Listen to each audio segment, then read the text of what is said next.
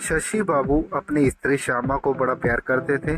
श्यामा को देवी जैसा रूप भी मिला था।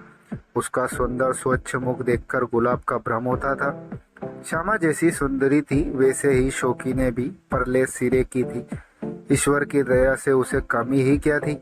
नई नई साड़ी, बढ़िया बढ़िया जेवर, बेश कीमती सामान श्यामा के इशारा करते ही शशि बाबू ला दिया करते थे।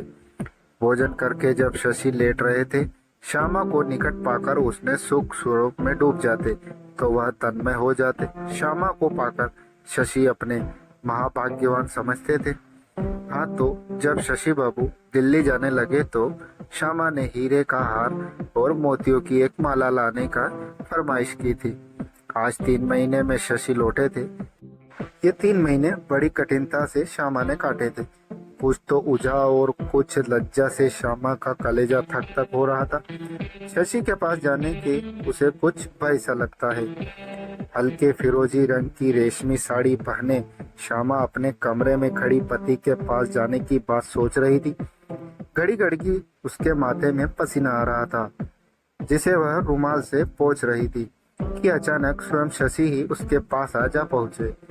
शमा इतने दिन बाद उन्हें देखकर सिकुड़कर इतनी सी हो गई। उसके नेत्रों के सुनहरे पर्दे एक बार ऊपर को उठे और एक बार शशि के मुख पर अपने हृदय का उज्जवल प्रकाश डाल तुरंत नीचे आ रहे। लज्जा के भारी आवरणों को वे सहन न कर सके। शशि ने श्यामा का हाथ पकड़कर कहा, क्यों श्यामा, क्या हमें पहचाना नहीं? यहाँ तो आओ, कुछ बोलोगी नहीं क्या? श्यामा का मुख लाल हो गया, उसे पसीना आ गया, कुछ कहने न बना। क्या बोलूं, श्यामा यही सोचती रही। शशि ने उसे धीरे धीरे गोद में बैठाकर उसका पसीना पोंछते पोंछते कहा, क्यों श्यामा, यह कैसी नाराजगी है? पति से इस प्रकार दुलार पाकर श्यामा बड़ी सुखी हुई। बारंबार स्वामी के प्रमोद करने पर श्यामा को कुछ बोलने का साहस हुआ और उसका मुख खुला। खुलते ही मुंह से निकल पड़ा, हमारी माला और हार क्यों नहीं लाए?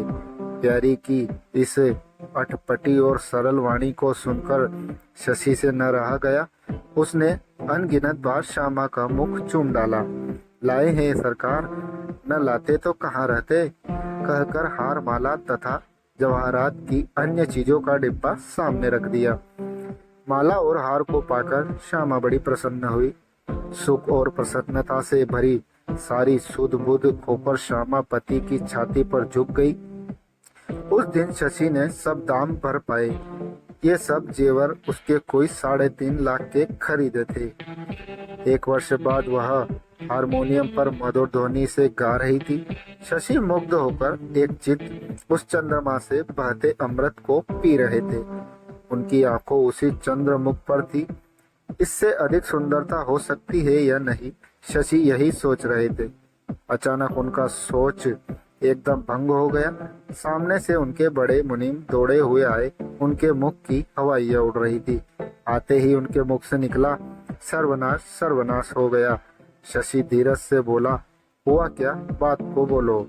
मुनीम जी ने एक तार उनके सामने पटक कर कहा, वह हमारे तीनों जहाज जो चीन से आ रहे थे डूब गए और 49.5 लाख पर पानी फिर गया। हे! शशि के मुख से यही निकला और सूखे वृक्ष की तरह धड़ाम से पलंग पर गिर पड़े। श्यामा यह सब देखकर आवाक रह गई। उसकी गोरी गोरी उंगलियां बाजे के पर्दों पर पड़ी की पड़ी रह गई।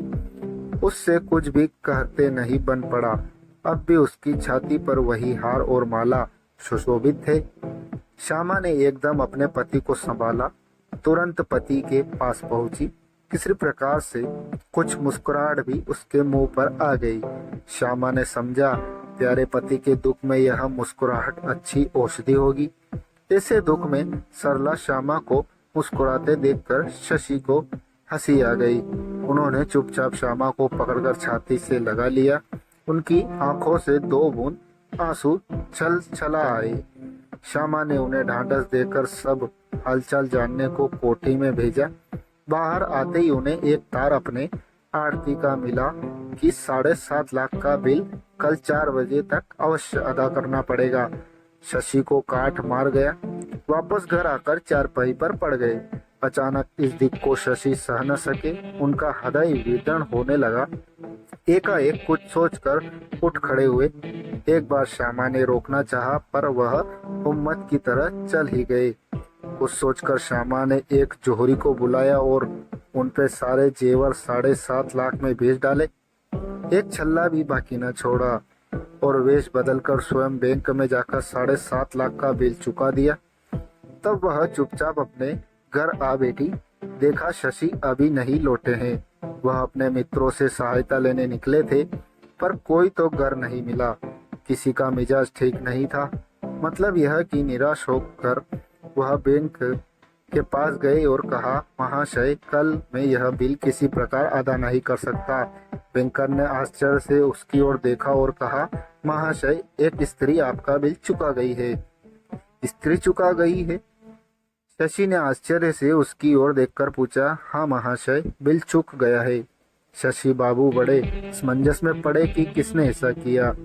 श्यामा ने इसी विचार में शशि घर आ रहे थे। द्वार पर पहुँचते पहुँचते मुनीम उनको बुला कोठी में ले गया और एक तार देकर कहा, ईश्वर का धन्यवाद दे कि जहाँ सिर्फ भटक गए थे, एक और कुछ हानि हुई है, पर वह बीमा किया हुआ अब वे बम्बई पहुँच गए हैं और बंगाल बैंक के नाम से 10 लाख का चेक है। शशि ने अचकचा कर सुना। एक ही दिन में ऐसा परिवर्तन देख शशि पागल से हो गए। धीरे धीरे संभल कर घर आए। श्यामा तब भी धीरे धीरे बाजा बजा रही थी। धीरे धीरे शशि श्यामा के पीछे जा खड़े हुए। उन्होंने श्यामा के मोड़े पर हाथ रखकर कहा, श्यामा, इधर आओ। एक कोच पर दोनों बैठे गए। शशि ने श्यामा के दोनों हाथ पकड़कर कहा, श्यामा, तुमने चोरी की है? बोलो, सच्ची बात है ना? सरलता ने श्यामा हंसकर बोली, तुम्हारी बात कभी झूठ हो सकती है। हमने तुम्हें ही नहीं चुराया है, इसी की सजा देने आए हो। अच्छा, क्या सजा दोगे? हम कहो। इधर आ पगली, बड़ी व्याख्याता हो गई है, कहकर शशि ने श्यामा को छाती से लगाकर दाब दिया। फिर उसको गोद में लिटाकर उसके बाल सुधारते हुए बोले, अच्छा कहो, क्या सचमुच तुमने ही बिल चुकाया? कहाँ से चुकाया? बताना, रुपया कहाँ से मिला? बात सुनकर श्यामा पहले ताली बजाकर हंस पड़ी, फिर दोनों हाथों को शशि के गले में डालकर कहा, मिलता कहाँ से? हमारे एक प्रेमी ने हमें गहने बनवा दिए थे, उन्हीं को बेचकर चुका दिया है। अचाकर शशि बोले, अरे क्या, जेवर बेच दिया? इतना साहस? यह क्या सूजी, क्या माला और क्या हार भी? श्यामा, दोनों अंगूठी भी। शशि की आंखों में पानी भर आया। वह उसे छाती से लगाने कुछ देर खड़े रहे, फिर किए बेचा है पूछकर बाहर आए। सीधे जोहरी के पास गए। उन जवाहरात को देखकर वह खुश हो रहा था। सचमुच बड़ा लाभ का माल था। तभी शशि पहुंच गए। कुछ मुनाफा देकर सब वापस ले लिया और घर आकर श्यामा के गले में अपने हाथ से जेवर पहनाकर कहा, पगली, ऐसा अमूल्य जेवर तने कैसी बेरहमी से बेच दिए? श्यामा ने दोनों हाथ पति के गले में डालकर आंखों में आंखें भरकर कुछ शर्म से अपने सिर को पति की छाती पर टेक कर कहा, प्यारे पति से बढ़कर स्त्री के लिए और कौन सा आभूषण है?